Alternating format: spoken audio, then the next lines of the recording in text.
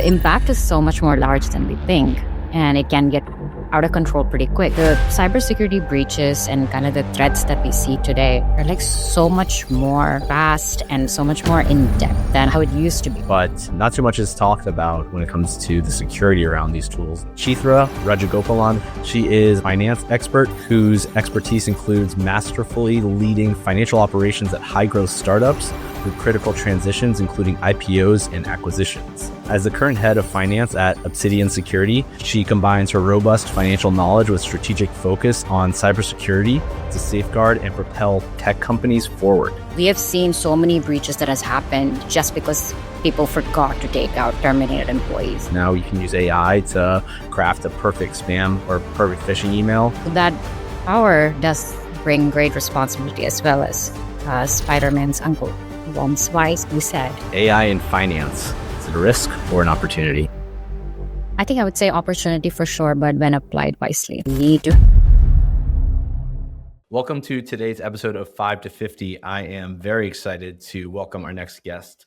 She is a finance expert whose expertise includes masterfully leading financial operations at high-growth startups through critical transitions, including IPOs and acquisitions. As the current head of finance at Obsidian Security, she combines her robust financial knowledge with strategic focus on cybersecurity to safeguard and propel tech companies forward. Today, we'll dive into the intersection of finance and security and uncover the strategies that have helped her steer companies towards sustainable growth and security. Chithra Rajagopalan, welcome to the show. Thank you. Thank you so much, Jeff. Really appreciate it. Thanks for the great intro, by the way. Of course. So let's dive in. What drew you to the intersection of cybersecurity and finance? So I think finance kind of was always in my DNA. My parents are both in taxation. So I think I went in a similar direction during my undergrad. So I did my MBA in finance and landed a job at Deloitte under taxation. But cybersecurity as an industry has always fascinated me. But the move to Obsidian was not planned at all. I've actually had the privilege to work with Greylock portfolio companies. So I actually got introduced to Obsidian through Greylock. And honestly, I was like really amazed by the intelligent folks on the leadership team and our CEO's vision on how the product and industry growth would look like. So, I mean, it was a no-brainer for me to join the company and kind of join the rocket ship. And it's been honestly an absolute joy being part of Obsidian and being part of the cybersecurity industry. Cool. Now, just for our listeners who don't know, Greylock, that's the venture capital firm, is that right? Correct. Yes. Awesome. They're our lead investor. Amazing. And I, too, started my career at Deloitte, so we have that in common. There you go. Great. When I started there, the partner who I was interviewing with handed me a brochure that said best place to start your career. And Actually, I agree. I agree. It was kind of like a university, like a college in capsule. Uh, the trainee program is pretty intense, and it was really a game changer. yeah, it's so much about what we do is at the very beginning. It's just learning how to work. It's not so much the nuts and bolts of finance or accounting. It's just learning to put the time in and focus on the details. So going back to finance and security, traditionally, back when I started my career at least, these were separate departments. You had your IT department that was responsible for the company's tech and security, and then you had finance that's responsible for the accounting and the strategy. But more and more so, we see these integrated and intersecting. How have you seen the role of finance and cybersecurity evolve, and how should we think about that for businesses today? Yeah, I totally agree. I think if you think about like the evolution of how IT security, the CISO org has been, um, the cybersecurity breaches and kind of the threats that we see today are like so much more vast and so much more in depth than how it used to be, right? So the CISO org in itself has seen that evolution through decades, and I think these are two separate org. I don't think there's a need to fuse finance and security because these are two separate departments that bring their own core strengths to the table. And cybersecurity, if you think about it, has always just been a budget category sitting under IT security or the CISO organization. But if you think about risk as a concept, both CISOs and CFOs have a very their own definitions of what risk means, and it has its own implication on their own domains, right? So a lack of common knowledge can usually result in kind of like a frustrating communication or issues and delay in response and urgency of security that it requires. So having an open conversation on what success means to each of these departments and leaders is going to be very important from a strategic leadership standpoint. And if you think about security and the CISO layer, there's a lot of unpredictability. So it's really important for the people to like unpack that and see what the business impact actually means. How do you quantify that? How do you assess value for that? So, like I said, like both departments, they bring their own expertise Mm. to the table, and it's so different. So, for a mature company, obviously these things have to be separate because it requires its own expertise. I've seen a rising trend in having IT organizations roll under CFOs. Not a huge fan of that because, like it truly requires its own expertise and industry knowledge to know what security means and what cybersecurity risk actually means. Yeah. So I would recommend keeping it separate. Makes sense. So you mentioned the CFO side of the business and the CSO side of the business, focusing on different types of risk.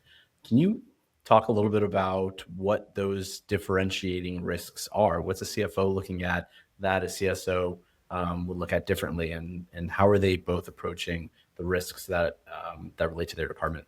Yeah. So, what happens when there's a breach, right? Like, if you think about a breach, of course, there's data loss, of course, there's money loss, but it's so much more beyond that.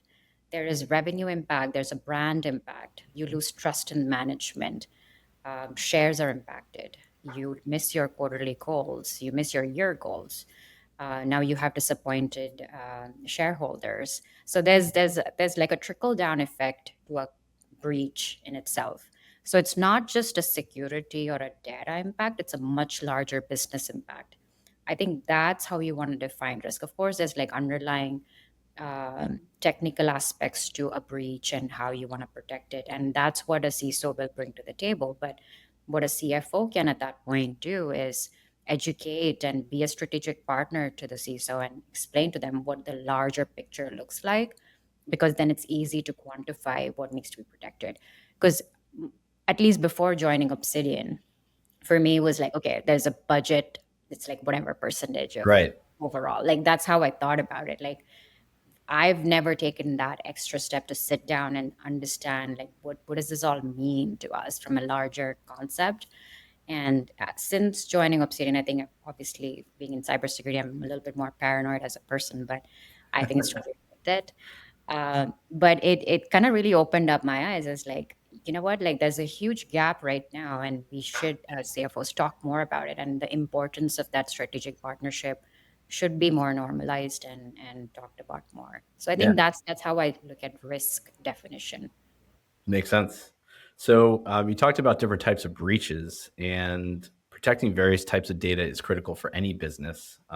But in your experience, which types of data are the most important? We have employee data, customer data, business data, brand reputation. What's the most important to safeguard, and how does this influence your financial strategy?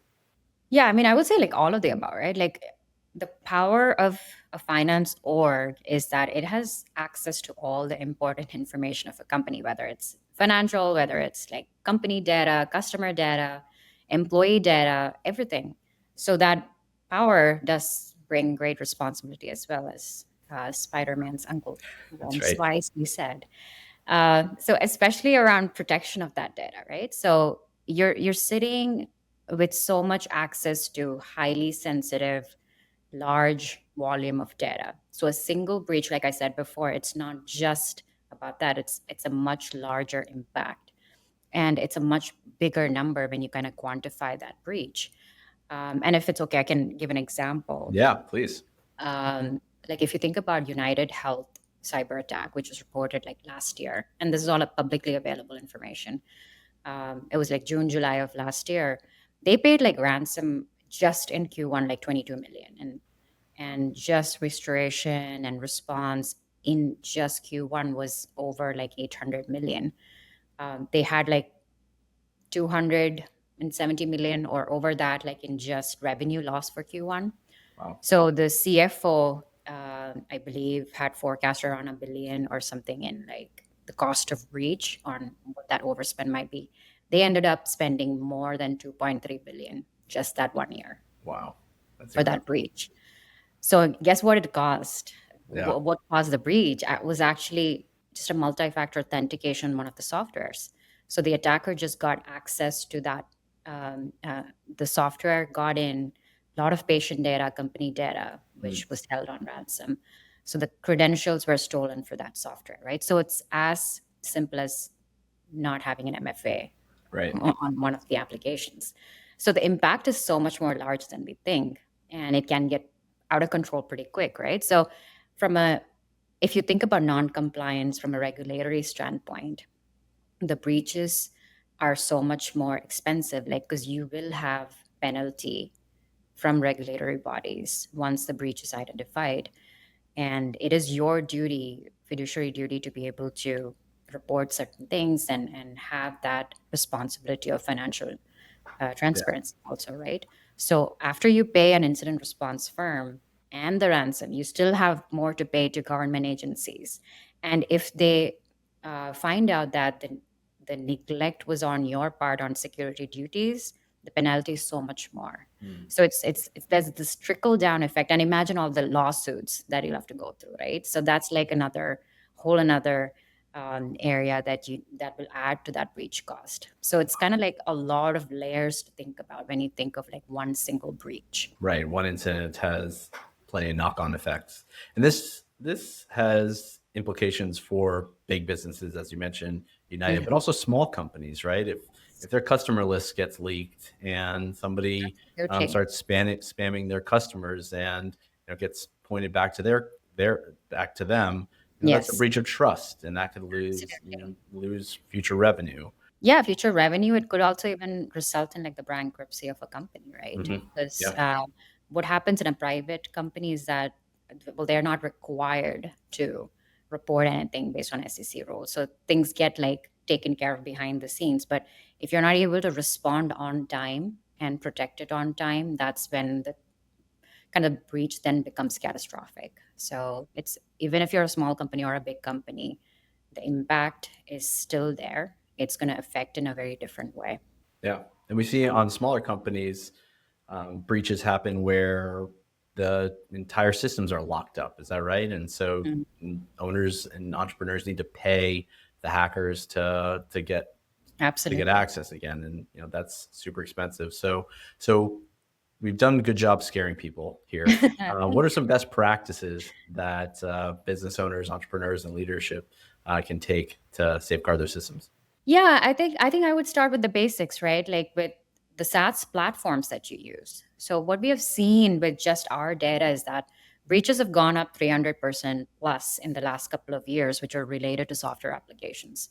So I mean, if you think about it, right? Like every single day there's like one new application that's like being born and is being purchased. And the ease of buying software is like so much more than how it used to be, right? So think of it this way, like if you're in a finance department, you're heading it, like think about all the CRMs, ERPs, HRIS that you have access to that has so much critical information, even like expense management platforms. So work with your IT security team to review who has access to what data and what level of access, right? And are there terminated employees still sitting there as active users and identities? We have seen so many breaches that has happened just because people forgot to take out terminated employees from a certain software application, right? And the other question to ask is like, what are some of the applications that are connected to all these critical applications?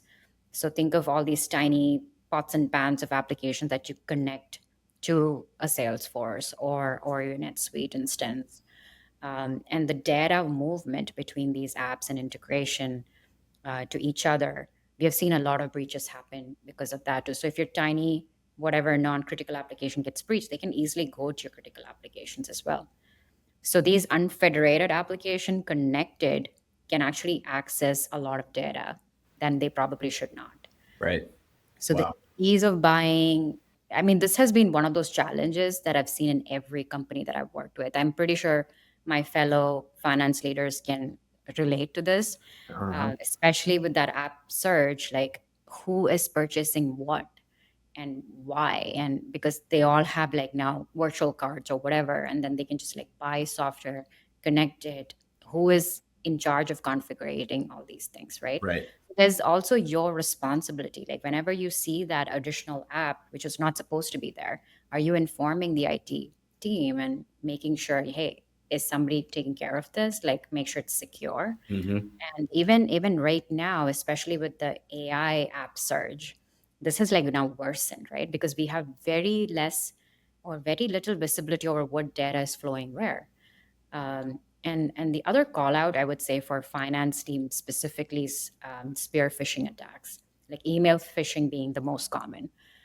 You can think of all these AP emails that we get, like we have to pay this invoice like right now, uh, Mm-hmm. and you get it from like a fake CFO or CEO accounts. Yeah.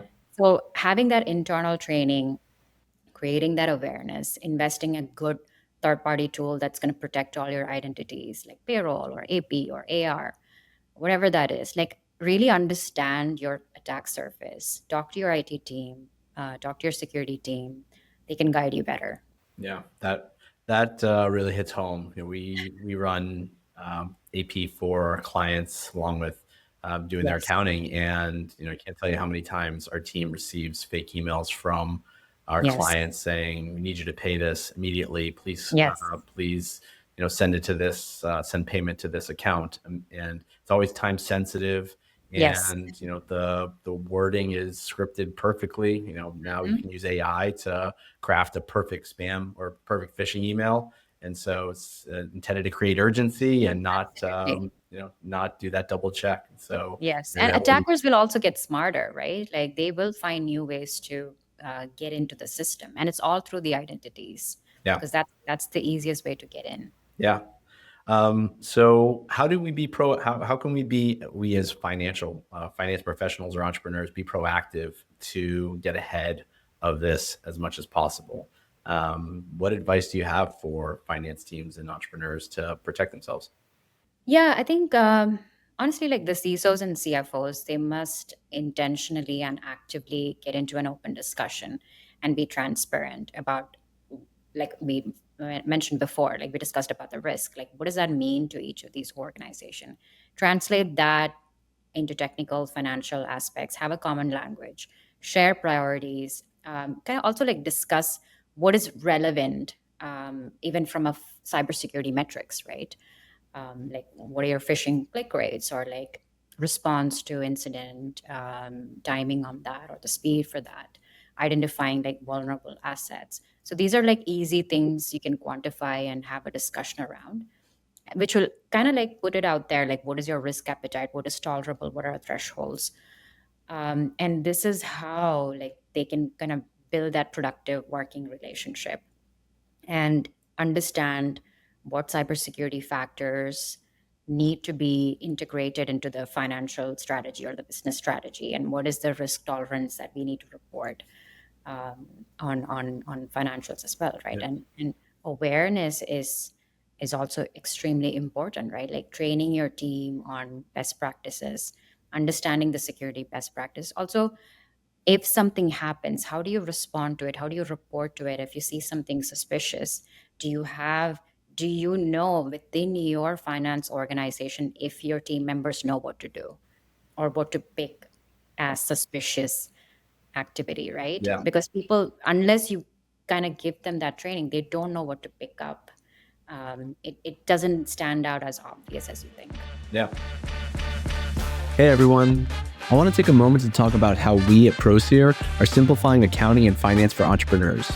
Through our outsourced accounting, fractional CFO services, proactive tax planning, and accounting software implementations, we cut out unnecessary complexity for business owners and entrepreneurs. Our approach provides real-time insights, practical tax strategies, and a clear roadmap to help our clients grow their businesses. If you'd like to learn more, feel free to book a free consultation with me by visiting proseer.co. That's PROSEER.co. Now, back to the show. So let's talk about risk tolerance. You mentioned that a few times there. It's not typically a concept that financial professionals think of when it comes to cybersecurity. Typically, risk tolerance is, investing or saving. When we think about risk tolerance, how do we conceptualize that for entrepreneurs and business owners? What's a balance and trade-off from higher risk tolerance? What does that look like? Is that sharing passwords and logins? Is it that inherently lets you go faster, right? By giving everyone one login and you can get things done quicker.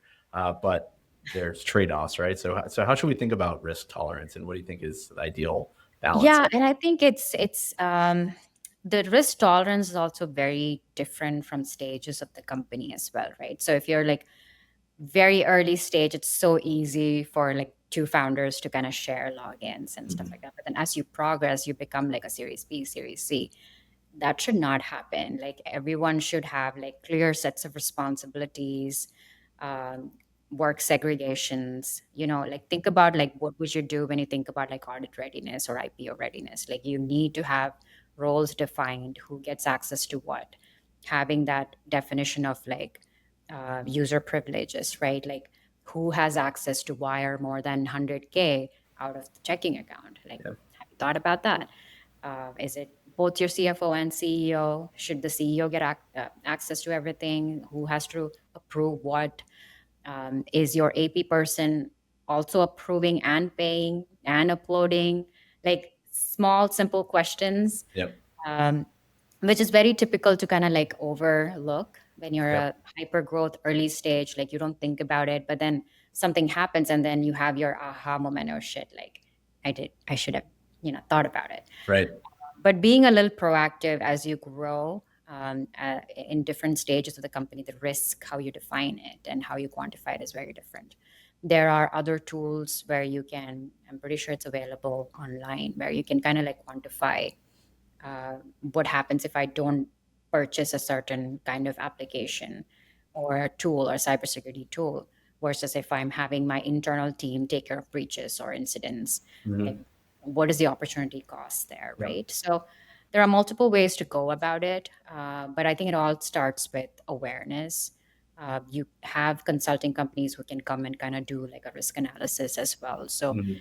even when you start becoming a little larger, just invest in one of those and see what your surface area looks like. Yep. So then you can make an educated decision on where you need to have that investment. Yeah, because when you're a small company, you're very budget conscious, and it might be the right answer to create a separate user for that new employee who came on that's going to be processing AP or is going to have access to some portion of your Google Drive. But that comes at a cost. And so the easy answer is just use one login. So that way you don't have to pay for additional user Exactly. licenses, Exactly. but that comes with material risk. Absolutely. Like small investments like that, like a proper password protection application, or even like I said, the simplest thing you can do, having MFAs enabled Yeah. and making that a non-negotiable for all your critical applications. Like these are like small things you can do, which is a little obvious, kind of like a foolproof system, right? But as you grow, obviously you'll outgrow those systems as well. So you need to think about how do you want to broaden that spectrum of understanding risk. Right. Yeah, absolutely. And we talk about when we talked about expense management, we recommend using virtual cards for specific vendors for specific software. So if there's a breach on that card, you turn it off and you don't compromise the rest of the system. Same thing would be for users for whatever program it is. The more you can isolate users, the more control you would have. But that comes at cost of slowing things down. Yeah, and operational burden as well, right? But Right. then that's probably the opportunity cost that we talk about. Like, what is the trade-off? Yeah. What is the risk tolerance that you want? Right. Awesome. Let's talk about data hygiene. We know that clean and accurate data is crucial. How do you ensure the integrity of your company's data, and why is it particularly important for security solutions? Yeah, I think regardless of being a security company or not, like while leading finance organization in any company, I think I've always believed in the power of data because finance sits in such an amazing position where you kind of like touch every part of the business, right? You don't flip any leaf without the finance person not knowing. So you can actually quantify every strategy, every move a business makes, which is the beauty of it. But it also gives that unique power to be that strategic partner and having that mindset in different parts of the business. And it becomes possible only if you are able to make data driven decisions, right?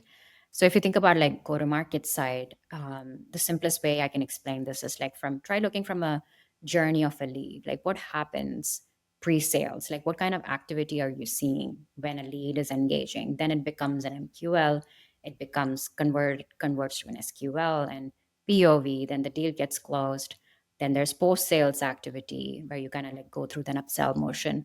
So if you kind of try to map that journey of a lead coming as a prospect and then becoming a customer and then sticking around as a customer, if you look at the relevant data required in each of these parts of that journey, that is a very good way to start thinking about what foundational data you can collect as any company.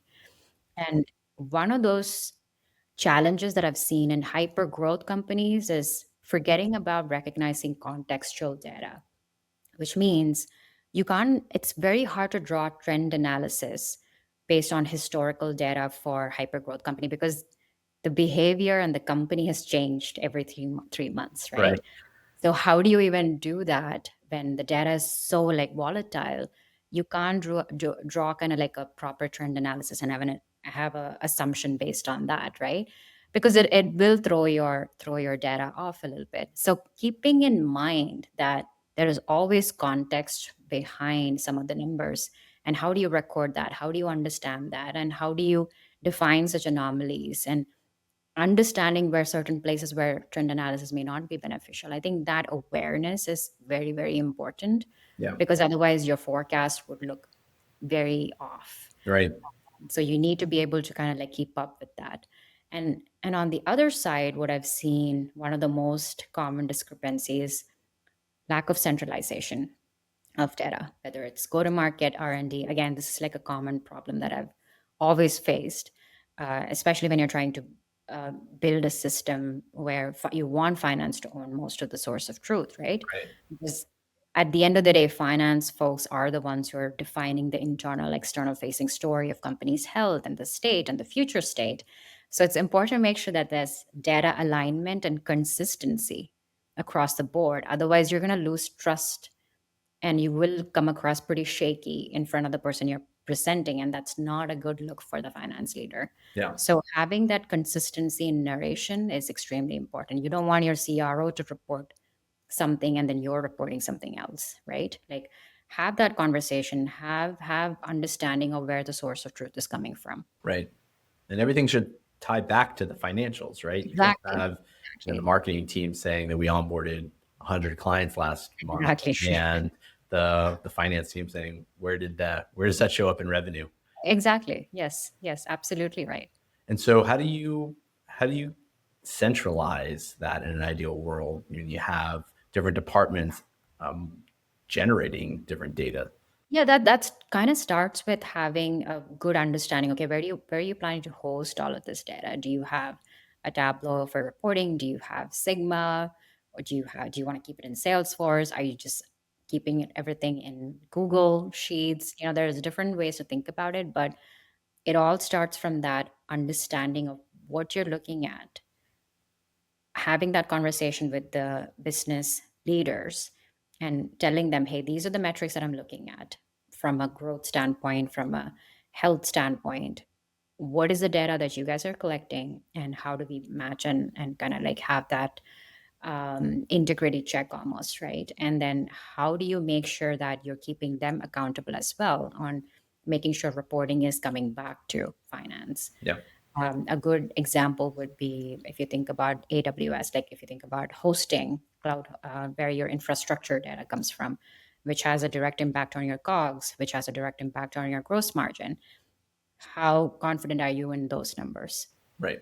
Are you having conversations with your engineering and infrastructure team to cross reference, verify these things? Hmm. And how is it translating from a Salesforce data standpoint, right? So, this is like low hanging fruit that you can take control over Yep. and explain to them why this is important. So then they understand the importance of have and providing you that correct data that Yep. you need. So when you think about centralizing that data, how much should be centralized within the ERP? We support QuickBooks Online and Sage Intacct, and they're able to plug in or receive a ton of data if you want it there. But that comes with costs and data creep and scope creep and things like that you might not need so much information in the ERP for finance. How do you typically think about what to integrate into the ERP and when? Yeah, I kind of like to think about it from who is using what data as well, right? Like if you try to have ERP as a source of truth, you're kind of like depriving Salesforce as well as the source of truth for a lot of revenue related information. You Mhm. don't need all that in ERP in the first place, like because then if something breaks, then you have to sit and kind of like clean that up.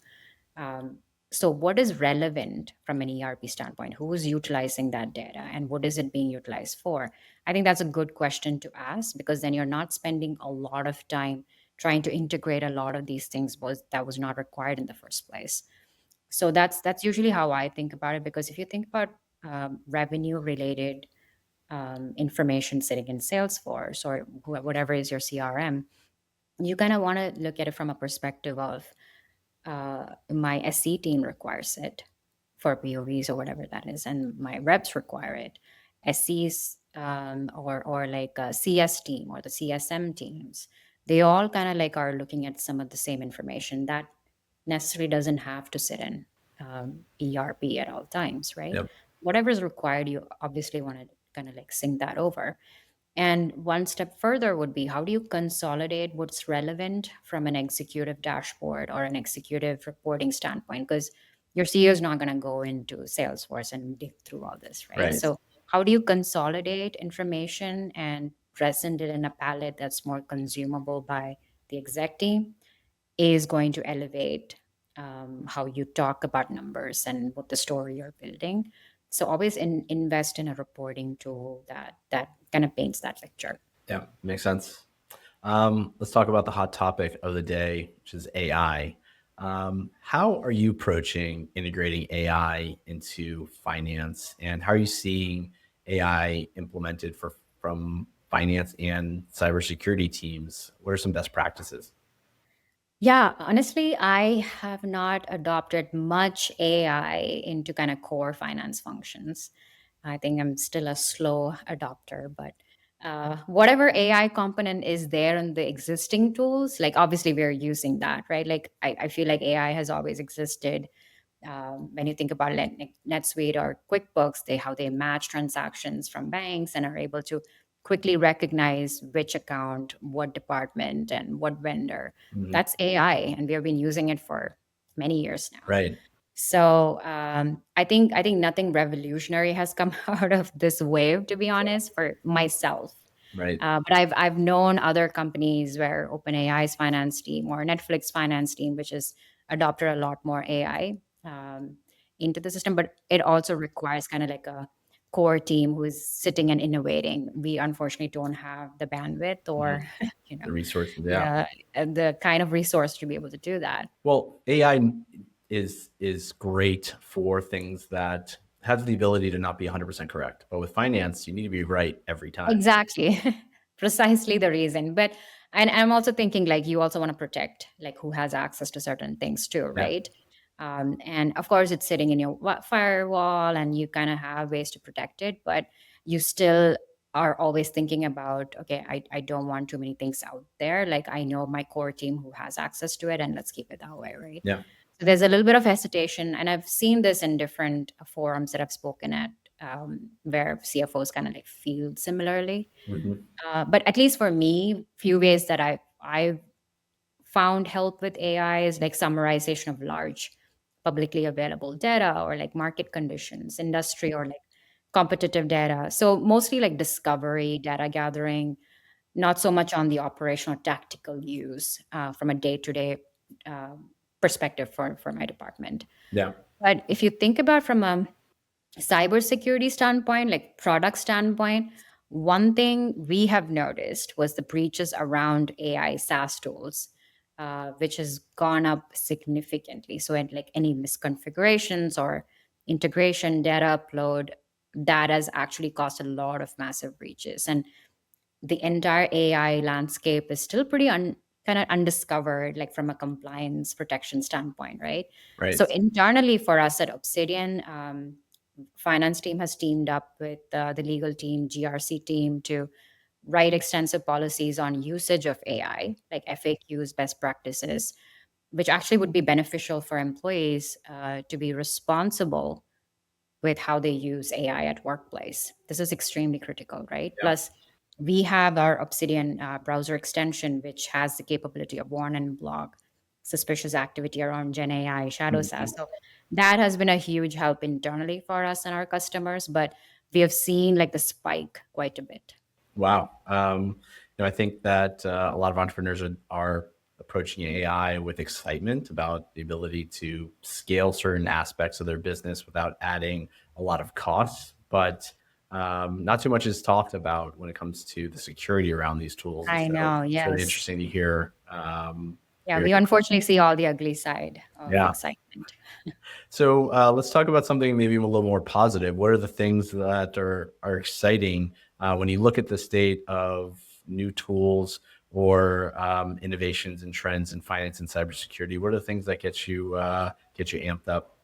Yeah, I think in general, when I think about AI, I think utilization of agentic AI, kind of like understanding how you think about agents and AI, and kind of like them taking over as an identity, um, performing what a user would normally perform across all sectors or verticals. I think that's pretty exciting. Like if you think about like the LLM models that are being used, and uh, kind of the versatility that a programming language can bring, that's a huge scope for innovation right there. So it's really exciting to see what's ahead. But obviously on the other side, from a cybersecurity standpoint, this is also like there's a need to now massively protect attack surface on non-human identities, right?